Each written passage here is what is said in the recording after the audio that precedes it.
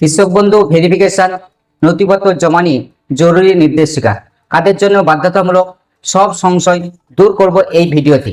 কৃষক বন্ধু প্রকল্প নিয়ে রাজ্য জুড়ে বর্তমানে যে ভেরিফিকেশন বা ফিল্ড সার্ভে শুরু হয়েছে তা নিয়ে আপনাদের মধ্যে প্রচুর প্রশ্ন রয়ে গেছে।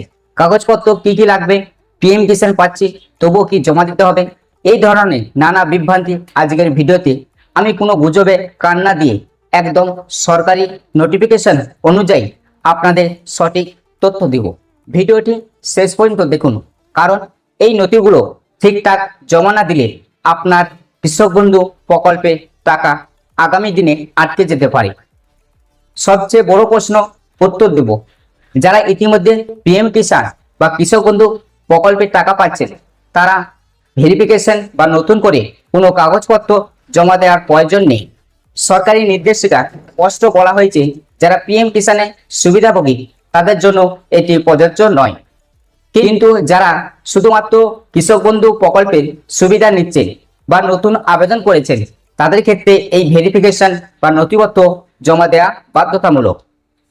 তাই অযথা আতঙ্কিত হবেন না। কৃষক বন্ধু প্রকল্পের জন্য আপনাদের কিছু করণীয় 9টি ডকুমেন্টস রেডি করে রাখতে হবে। 1 নম্বর হচ্ছে ভেরিফিকেশন ফর্ম।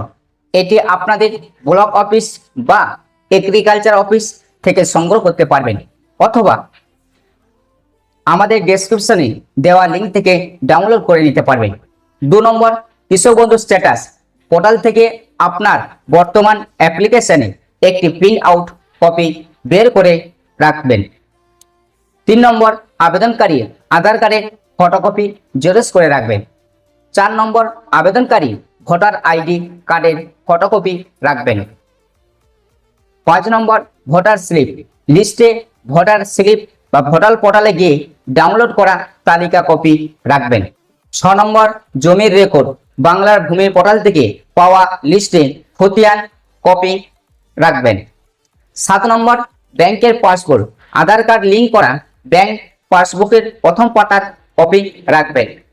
মোবাইল নম্বর আধারের সাথে লিঙ্ক থাকা সক্রিয় মোবাইল নম্বরটি রাখবেন। 9 নম্বর পাসপোর্ট ছবি 1 কপি রাখবেন। মনে রাখবেন ফর্ম জমা দেওয়ার সময় সমস্ত অরিজিনাল ও মূল নথি সাথে রাখবেন। জেরক্সের কপিতে নিজের সই এবং টিপসই দিয়ে একসাথে যুক্ত করতে ভুলবেন না। আপনার এলাকা বিডিও অফিস বা গ্রাম পঞ্চায়েতে আইসিডিডি কেন্দ্রে যোগাযোগ করুন, কারণ প্রত্যেক ব্লকে জমা নেওয়ার পদ্ধতি সামান্য ভিন্ন হতে পারে। আর সবচেয়ে বড় কথা, সব কাগজপত্র একদম পরিষ্কার বা ঝকঝকে হতে হবে যাতে আধিকারিকরা আপনার কাগজপত্রগুলো সঠিক বুঝতে পারে। ভুল বা অস্পষ্ট ডকুমেন্ট জন্য আপনার অ্যাপ্লিকেশন ডিলেট হতে পারে। কৃষক বন্ধু একটি অত্যন্ত গুরুত্বপূর্ণ প্রকল্প। সরকারি এই উদ্যোগটি সফল করতে আপনারা সাথে কাগজপত্র জমা দিন। এই বিষয়ে আরো কোনো আপডেট এলে আমি অবশ্যই আপনাদের ভিডিওর মাধ্যমে জানিয়ে দেব।